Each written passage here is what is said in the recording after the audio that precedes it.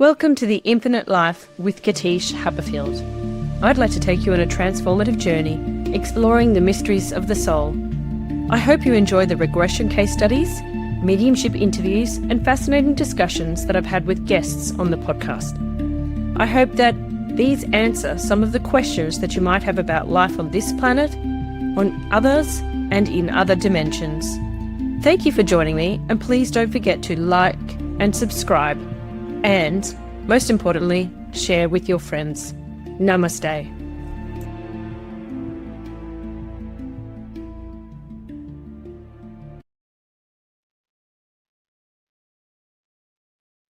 Welcome back to the Infinite Life with Katish Haberfield podcast. I know I said last week that I was going to do poems about my father's death, but I actually felt more compelled this week to do an episode about alcohol. Now, the reason why I am including this episode is because it's one that I recorded in lockdown with Maria Selstrom. And it has a little bit of a funny story because I started a podcast called Conversations with Katish, but it was just videos and I posted on Facebook and YouTube. And what was the most interesting thing about that was I was so nervous that I forgot to press record. And Maria had a little baby at the time, and she graciously re-recorded it with me as the baby was waking up. So I hope that you will find this an interesting insight into my journey and your own journey, because one of the things that I want to tell you about is that as a hypnotherapist, I can help you with your journey to reducing your alcohol consumption. And I don't place judgment on that because I grew up in the 80s and 90s, and I learned to drink rum and coke as my first beverage, not wine. And I grew up in a family of very conservative drinkers, very moderate drinkers. And I quickly learned to use alcohol as a way to relax. I also went into the big bad world of drinking at uni. Thursday nights were cheap drinks at the local pub, the RE if you're in Brisbane. And then when I went on to management consulting, it's a play hard, work hard environment. And I also felt very free when I had alcohol. I didn't feel like my usual very strict conservative sort of worrying about the world personality. I remember being at Charlestown in Chicago and having a fellow management consultant say to me, "You have two different personalities. There's the crazy one at nighttime, and there's the very serious one at daytime. So which one was the authentic self?" I think it's somewhere a blend in between two, because to people who you are close with, I find myself being a little more oddball. I have my own sense of quirky humor with them compared to, say, right now when I'm on camera and I'm trying to introduce a podcast episode. So I just wanted to say that, yes, alcohol has its place in society and history shows you this. I also grew up as a marketer for a winery. I worked in the Hunter Valley. I worked in the Hastings Valley in Port Macquarie. I worked out in the Riverina, and I went to university to study wine. So I have not only a graduate diploma in wine business from Charles Sturt University. Oh, God, no, it's not. From Adelaide University, but I also have a graduate certificate in gastronomy, which studies the culture of food and wine. So I do understand it. But for me, and many of you who used to follow me before will know that my journey of perimenopause led to a sudden realization that alcohol became a stressor, not a relaxant for me. And to the point where if I would drink my favorite glass of Chardonnay or any white wine, really, any wine at all, I would come down with hot flushes. I would literally go red, beetroot red, and I would be dripping. And the next thing that would happen for me was that I would go quite quickly into awareness of feeling agitated. and then I wouldn't go to sleep immediately. So instead of it being a relaxant, it became a stressor. And so I tried to change over to non-alcoholic beverages, which is what I decided to do after speaking with Maria. So this interview actually is conducted in lockdown while I'm still drinking alcohol. I think that's right. I had met Maria because I'd reached out to her because I was doing a casual job at that time, being a lady who would go to the bottle stores and I would pour Cedar's Alt Gin to customers to give them a taste to see if they would be interested in switching over to the opportunity of non-alcoholic beverages. Now, at this time, this was kind of a strange thing in Australia, at least anyway. And I get lots of interesting comments and, oh no, thanks, those sorts of things. But there were people that would stop and talk to me and they would taste it and they were like, yeah, that's okay. So they would bring home a bottle. And so I got used to drinking the non-alcoholic stuff. I interspersed it. Then one day I just poured it down the sink and I have never, ever had anything to drink again. Not even celebrations, Christmases, birthdays, or even with friends who are very bereaved. So that was quite an identity change for somebody who had grown up with alcohol, who had used it as a relaxant, and for somebody who had actually studied wine making, wine marketing, and grape growing viticulture. Why did I do it? Because I was in tune with the changes in my body. I was in tune with the signs that my body was giving, which was anger rather than relaxation. And for me, I decided to go totally off because it just was causing havoc. Now, with the sessions that I can do for you, they're 3 to 5 hypnotherapy sessions. We are looking at reducing it, not abstinence. And I don't work with alcoholics. But if you listen to this story, this interview with Maria Selstrom, and you're inspired, then feel free to reach out to me. I've got a whole page on my website that's dedicated to information about alcohol, and you can fill in the intake form and the alcohol management plan and send it across to me. So anyway, I hope that you enjoy this episode. Let me know. Maria would love to hear your comments. She has since sold the business, her and husband, and they have moved on to new ventures.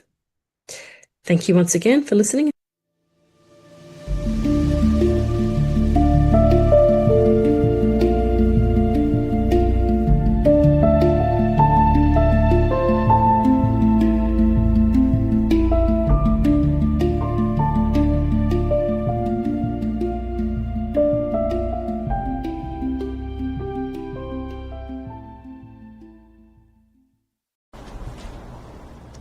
Hi, this is Katish from Reclaim Your Life with Katish, the channel on YouTube for you to stay in touch with everything related to perimenopause and menopause.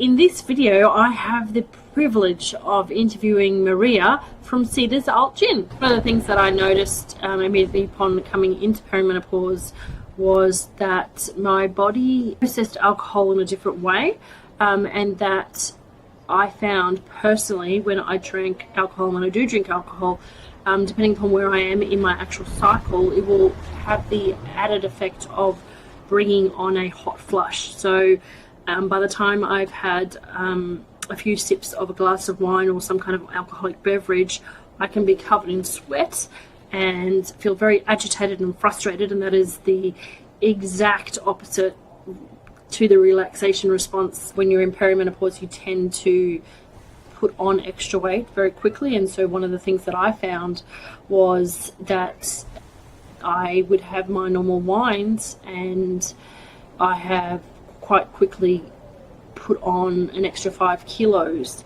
without changing my consumption habits. So it was really important to me to be extra mindful about what I was putting in my mouth. So cutting back on the alcohol has become particularly important for me. The other thing that a lot of people find in perimenopause is that having an alcoholic beverage can lead to insomnia. And I do find that when I kick back with a couple of wines while I'm watching a movie or something, that quite often I have difficulty falling asleep, or I wake up in the middle of the night, whereas I wouldn't have before. Previously, when you're in your 20s and 30s, you would find that alcohol was a relaxing way to drift off into sleep, whereas now in my 40s, I'm finding that it kicks into the insomnia factor. So I think that for women in perimenopause, an alternative beverage, a non-alcoholic gin, is a fabulous idea to help you still enjoy and not feel like you're missing out, because what you have is equally as good and tasty as an alcoholic gin or an alcoholic beverage.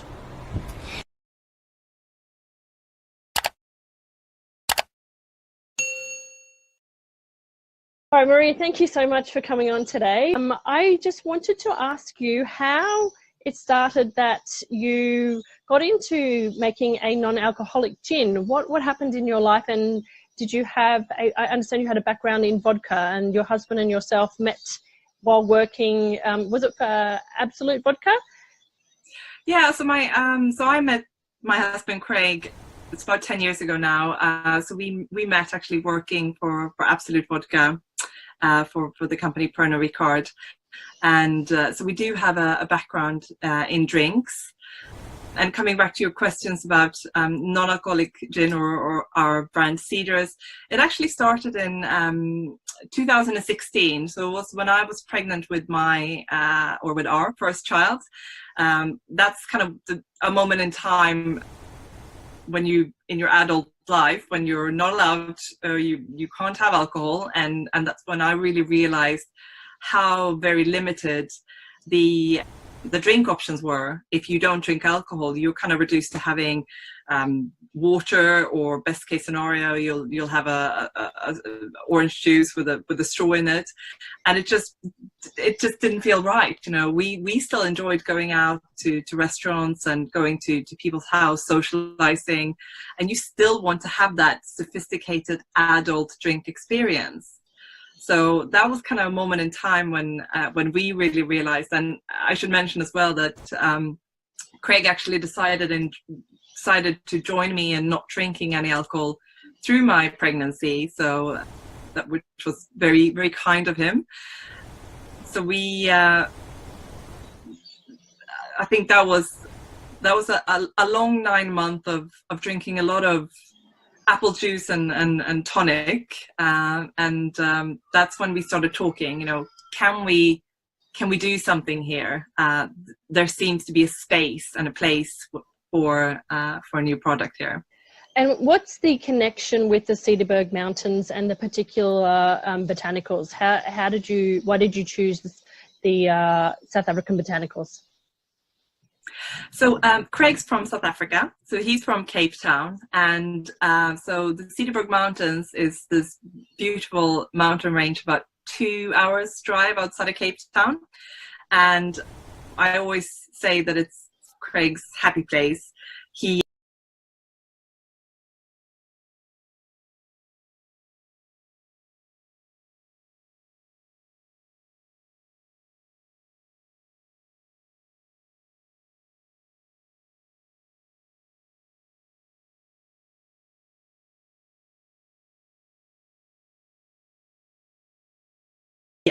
He grew up going there a lot, going for a lot of hikes, spending a lot of time there, and it's always been a dream to own some land there. So early 2017, so just after our son was born, we went to Cape Town for a holiday, and this piece of land came up, and Craig rushed down to the Cederberg to see it, and he basically came back home to Cape Town and said that he bought it. So we then started looking at it's very sunny and dry being in South Africa. So there's not a lot of things that grow there. There's some citrus that grow, but also some of these botanicals.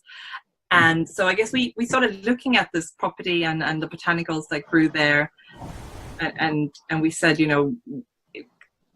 is there, we didn't buy the property, it wasn't a commercial purchase, but we said, is there something that we could do with these? And they're very kind of hard, earthy, beautiful botanicals. So a gin came to mind, but then of course the alcoholic gin space out there, and there's pretty much 20 gins, I think, launching every week, at least here in the UK. So it felt like a very crowded space. And then in addition to that, Craig still wasn't drinking, so he decided to continue with not drinking after our son was born. And we had this experience where we felt that there just wasn't any good non-alcoholic drink options out there. So we said, maybe we could look at incorporating these beautiful botanicals in a non-alcoholic drink, and more importantly, or more specifically, in a non-alcoholic gin, because, well, if you know and love your gins, you know that a lot of gins have a lot of different beautiful botanicals in them. So that's kind of where our journey started, and how we started experimenting, and having this background in alcohol, having worked in the alcohol industry for many years. We also had a lot of really amazing, talented contacts within the industry. So when we started experimenting, we were able to reach out and ask, how could this be done, and or can it be done? Yes, absolutely. And just very quickly, I understand that the difference between the production process for the Cedars gin, and which is a non-alcoholic, and a normal gin, is that with the Cedars gin, you've got up to 18 different ingredients, botanical ingredients, and you need to individually either distill or distract or macerate the various botanicals, and then combine them with the Swedish spring water. That's correct? That's how you make it? Yeah, so it's we quite often get the questions about, how do you produce it, and what's the difference between an alcoholic gin, and there are quite a lot of big differences, and I think I dare to say that it is more, in general, that it is more complicated to produce a non-alcoholic spirit or gin than it is to produce an alcoholic one. So where you often, when you produce an alcoholic gin, you're able to take all your beautiful botanicals and your juniper, and you can combine them and put them all in a still together with alcohol, ethanol, and extract all your flavors. What we have to do is that we individually, as you mentioned, we distill, extract, or macerate our ingredients and botanicals, and then once we have the concentrated form of that, we then mix it all together. Craig often says it's almost a bit like a very delicate baking process. You take a little bit of all or just the right amount of all your different ingredients and botanicals. You mix them in a still with Swedish water. So we produce in Sweden, and the reason for that is because I'm Swedish. And I think I dare to claim that Sweden has some of the best water in the world. I might be a bit biased there, but and so again, this is also about kind of combining our, I guess our backgrounds and our love for nature. So we use a lot of the botanicals from the Cederberg, from Craig's home country in South Africa, and then we produce in Sweden with marrying it together with Swedish water. So it's a bit like blending our two backgrounds. So it's a very pure and botanical product, isn't it? Very good for you in comparison to drinking an alcoholic beverage, in terms of kind to the body and kind to the mind, and giving yourself mindful moments.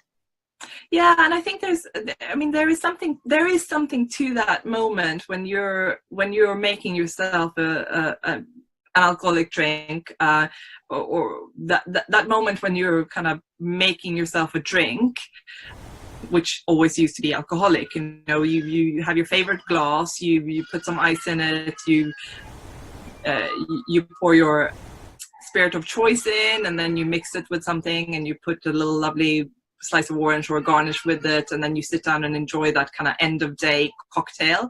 And we both really, we love our gins, and we've always liked that moment. In South Africa they call it sundowners, and I'm sure there's various terms across the globe for that moment, that drink, end of the day drink. And it's just, we really feel that everybody should be able to have that moment, and that you should still be able to have a good, sophisticated adult drink moment, even if you choose not to have alcohol. Because even if you have an alcoholic drink once in a while, or that's not so bad. But if you start having it every day, or maybe even 2 or 3, that will have an impact. That will impact your sleeping and your eating, and it's just, we just feel that you should be able to treat yourself to that moment without having the potential negative side effects of having alcohol. So, Maria, my favourite of the Cederberg range is the Wilds here in Australia. We have the Wild and the Classic, and I just really love this one because it's very refreshing here when it's a 43 or 42 degree day. It's just so hot, and it's really lovely to come home and have a Ceder's Wild, because I find that with the Ceder's gin, if you're like me, somebody who has come from aromatherapy background, what happens is that we quite often, and a wine marketing background, not a winemaker, but I worked in the Hunter Valley and a number of the Australia's wine regions for quite a few years, and I'm very big on understanding the role of aroma with the relaxation response. So how it works is that if your brain is used to a particular aroma and it associates that with relaxation, then you only need to smell that aroma for your body to actually go in and to kick off the relaxation response. So, for example, the main ingredient is juniper berry in all gins, and for anyone that is used to drinking an alcoholic gin that is used to the juniper berry smell, then all you have to do is to smell the juniper berry that's coming out of the bottle of Ceder's gin, and it activates the relaxation response immediately. And I think that a lot of people don't realise the power of our nose in creating a relaxation response. So what I wanted to show people was just really how you make my favourite way of making a Ceder's gin. And I will confess that it's really quite simple. You don't need, as we were talking about off camera earlier, you don't need any fancy equipment. All you need is your beautiful glass Ceder's bottle. I'm using a Panadol or Nurofen measuring cup from the kids, so you don't need a fancy one, as you said. And we just want to pour 50 mils, so that's 20,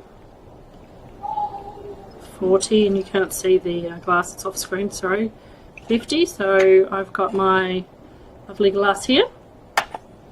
Okay, put that in.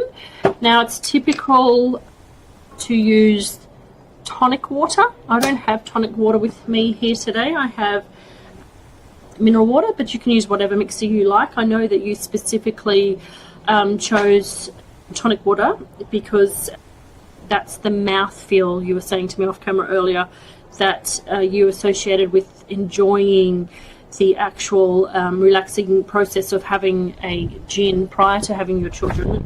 The tonic water creates part of the mouthfeel experience of a gin. But if you don't like tonic water, then you can use your soda water or mineral water. So I've got some basil leaves here, which are from my garden. Not so bountiful at the moment because we have a little bit of a cricket explosion happening in the garden, so they've eaten most of my basil bush, but just a couple of leaves is all you need, or you can grab some next time you're in the supermarket. And I've got orange here today. There's no grapefruit around at the moment, so just a wedge of orange. So put that in there. And then all you need to do is grab your ice. So being a Queenslander, I like lots and lots of ice. And your mineral water, or your tonic water, or soda water, or however you want. And there you have is your Cedars Wild Gin. And in the Cedars Wild Gin, the ingredients, as we mentioned, are juniper, clove, and rooibos. Now, as you mentioned to me earlier in the discussion off screen, rooibos is grown exclusively in South Africa, I believe, and in Australia here we have lots of South Africans, and so we Aussies have got used to drinking rooibos tea, and so the rooibos gives a lovely flavour profile with the gin, with the juniper berry, and also you're explaining to me that the rooibos can be quite powerful, so it is carefully distilled.